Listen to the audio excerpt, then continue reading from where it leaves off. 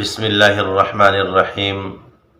عزتمندو، تاسو د دې افغاني ورور دا خبرې واورئ. د دې نه پس بیا ستاسو سره یو څو خبرې. پاکستان مردباد او پلانکی مردباد دی غین کل چې زنده‌باد شو دې ته زنده‌باد شو زه خپل یو افغاني مورور بل نه غوندې مې عمر پکې تر کړی نر خلک دي زنده‌باد نن دې پاکستان زنده‌باد دي سبا دې پاکستان زنده‌باد دي. عزتمندو، تاسو دغه افغاني ورور دا خبرې واورېدلې.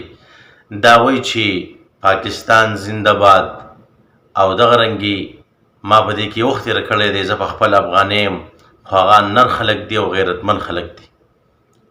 نو ماشاءالله په دې باندې ډېر زیات خوشحاله شوم چې په افغانیانو کې ما دغه اولنی کس ولیدلو چې د ویل چې پاکستان زنده‌باد.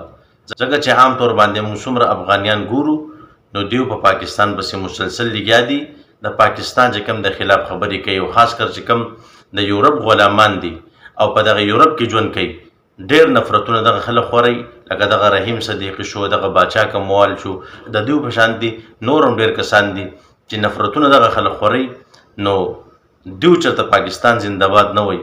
خو دا به کې ما د اولنی افغانۍ ولیدلو چې دوی ویل چې پاکستان زنده‌باد او پاکستان والا عزتمند خلک دی، غیرتمند خلک دی او ما پکې وخت تېر کړی. بالکل هم داسې ده.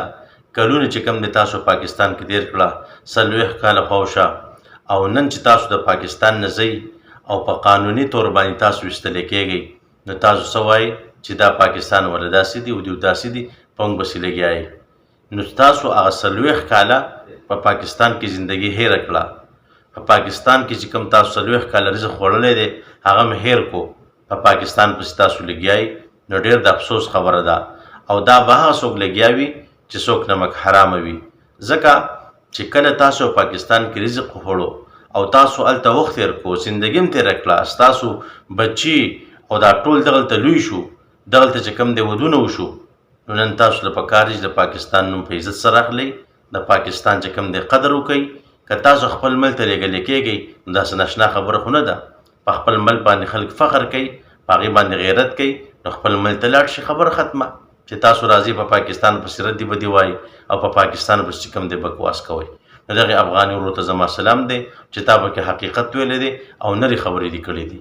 الله رب عزت ته موږ نیک عمل توفیق راکړي او الله رب عزت ته موږ د خپل نافرمانۍ نه وساتي. وما علینا الا البلاغ.